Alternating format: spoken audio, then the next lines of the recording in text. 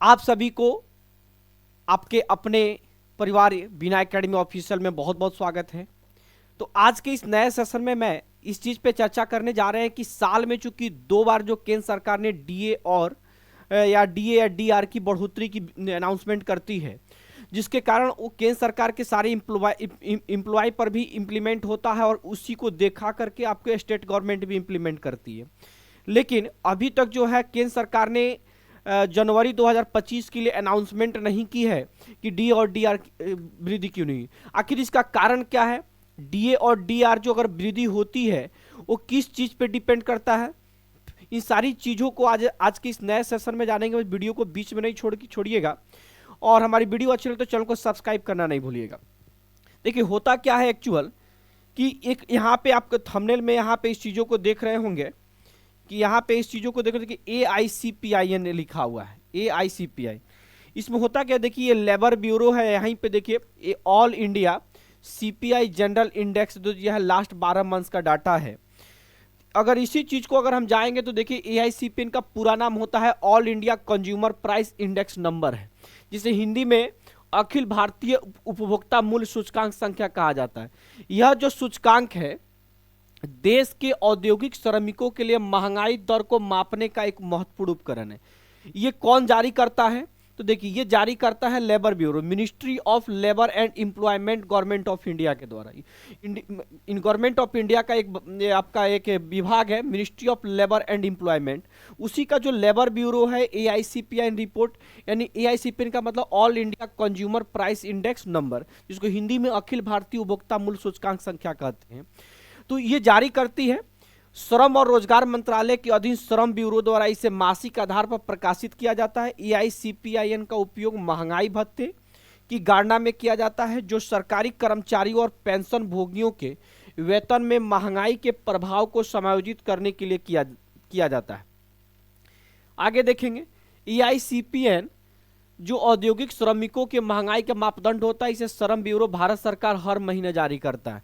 तो AICPIN का जो रिपोर्ट होता है मेरे दोस्तों, जितने मेरे साथी हैं जो मेरे एम्प्लॉय हैं सेंट्रल गवर्नमेंट या स्टेट गवर्नमेंट के, ये सारी चीज़ें देखिए। AICPIN का इंपॉर्टेंट काम क्या है कि महंगाई भत्ता का निर्धारण करना।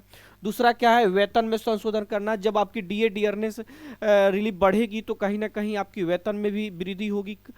उसके बाद मुद्रास्फीति का आकलन। मुद्रास्फीति का आकलन होता है कि इसमें कितनी महंगाई बढ़ी, कितनी महंगाई घटी, इसी सारी चीज़ों पे डिपेंड होती है। दूसरी चीज़ है कि नीतिगत फैसले भी लेती है कुछ आपके वेतन से रिलेटेड। तो इसी AICPIN की जो गणना जो है कैसे होता है, यह सूचकांक 28 केंद्रों और 317 वस्तुओं या सेवाओं की कीमतों के आधार पर तैयार किया जाता है। ये टोटल 28 को सेंटर से 28 को पॉइंट से 317 वस्तुओं के आधार पर उन 317 वस्तुओं में क्या वृद्धि हुआ, क्या घटा, और उन सब का एवरेज। मान लीजिए कि 317 वस्तुओं का टोटल मूल्य किसी समय टोटल उन सबको ऐड कर दिया जाए। मान लीजिए कि अभी जो है आपका 3 यूनिट, एक व्यक्ति पे 2 डिपेंडेंट लेकर 3 टोटल पर्सन पे काउंट किया जाता है। मान लीजिए कि किसी व्यक्ति का महीने का मान लीजिए कि अगर 18,000 रुपया है, चाहे 20,000 रुपये अगर खर्च है, तो मान लीजिए कि 317 वस्तु को उस महीने में, यानी अगर दिसंबर की बात है, दिसंबर महीने में कितनी वृद्धि हुई, तो उसी चीज पे इसकी कैलकुलेशन की जाती है, वहीं पे सारी चीजों के लिखी जाती है।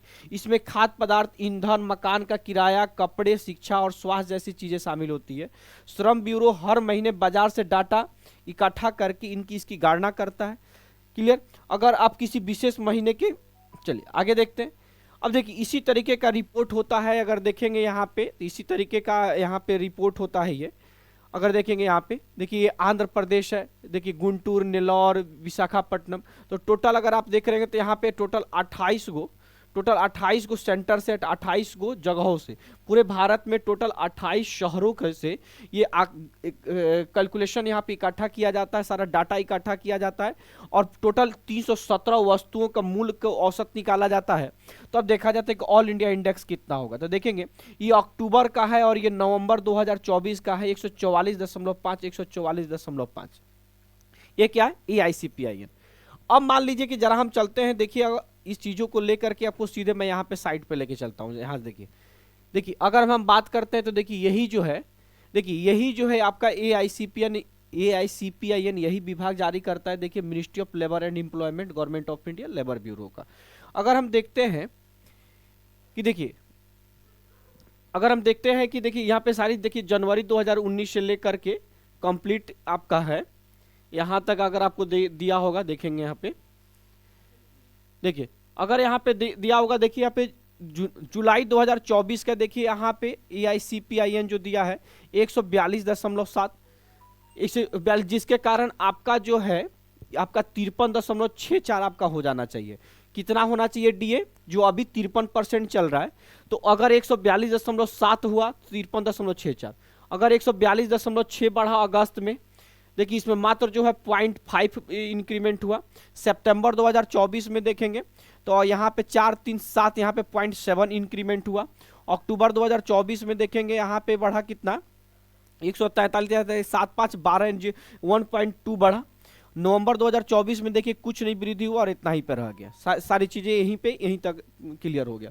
तो आप बहुत सारी चीजों का रिपोर्ट देखेंगे तो इसमें बताया गया है कि दिसंबर 2024 में जो है महंगाई जो दर है वो क्या है, कम हुई है।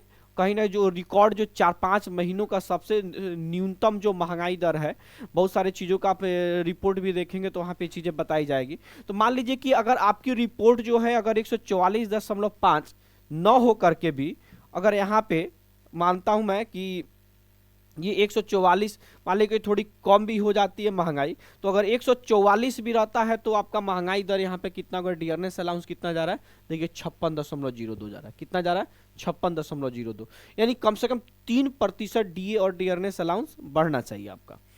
अगर मान लीजिए यदि कहते हैं कि नहीं सर थोड़ा और भी घट जाता है तो चलिए 143 पॉइंट अगर हम ले लेते हैं कि 8, मान लीजिए 0.7, जो कि इधर पिछले 6 महीने में सबसे ज्यादा बढ़ोतरी 0.7 की हुई है, तो मान लीजिए 0.7 अगर कम भी हो जाता है तब भी आपका 3% की डीए या डियरनेस अलाउंस की वृद्धि होगी।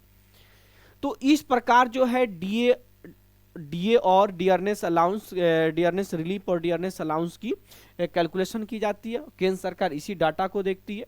तो अभी तक जो है अगर AICPN के रिपोर्ट में अगर आप जाते हैं अगर यहाँ पे, तो अगर यहाँ पे सारी चीजें जाते हैं तो देखिए यहाँ पे अगर ये चीजें बढ़ क्यों नहीं रहा है, हाँ चलिए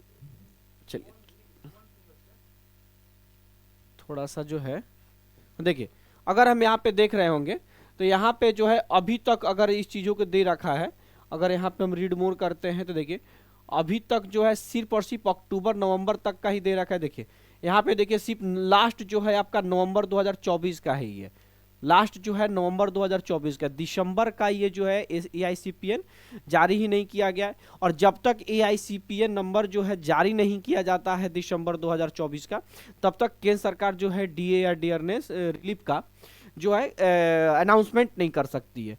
बहुत बार जो है बहुत लोगों ने RTI भी डाला, मंत्रालय को हमेशा मेल भी बहुत सारे कर्मचारी संघ लिख रहे हैं, लेकिन कभी तो अभी तक जो है AICPN का रिपोर्ट दिसंबर 2024 का, पहले जो है बहुत साल 2-4 साल पहले तक की सारी चीज़ें होती थी कि दिसंबर का AICPN जो है जनवरी तक के जनवरी में डाल दिया जाता था वहाँ पे अपलोड कर, लेकिन अभी तक जो है कुछ 1-2 सालों से ऐसी सिचुएशंस आ रही है कि हमेशा 1-2 महीने डिले चल रहा है ये सारी चीज़ें।